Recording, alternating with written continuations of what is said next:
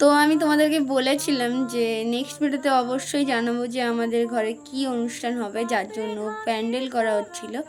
তো আমাদের বাড়িতে মানে হচ্ছে আমাদের জেঠুর বাড়িতে কালী পুজো ছিল এবং তার সাথে গৃহপ্রবেশ আর মহোৎসব ছিল। তো দেখতে পাচ্ছ কত সুন্দরভাবে সাজিয়ে দিলেন। তারপরে রাত 8টার দিকে আমরা চলে গেছিলাম ঘট ওঠানোর জন্য। তো ভিডিও শুরু হওয়ার আগেই আমি তোমাদেরকে বলে রাখি, ভিডিওটা অবশ্যই লাইক করে দিও, আর যারা নতুন দেখছো প্লিজ সাবস্ক্রাইব করে দিও। তো আমরা ঘর তোলার জন্য আমাদের গ্রামে শিব মন্দিরের পুকুরে গেছিলাম। তো তোমরা দেখতেই পাচ্ছ কত বাজি ফোটানো হচ্ছে। ফুল ফ্যামিলি মিলে খুবই মজা করা হয়েছে, প্লাস তার সাথে সবাই মিলে উপোস ছিল। যেহেতু আমার মেজেঠুর ছেলের মানত ছিল, তাই জন্য ও পুরো সারা দিন নির্জলা উপোস করেছিল। তো যতটা পারছি তোমাদের সাথে আমি শেয়ার করছি। তো যারা যারা ভিডিওটা দেখছো আবারও বলে দিয়ে একটু লাইক করে দিও।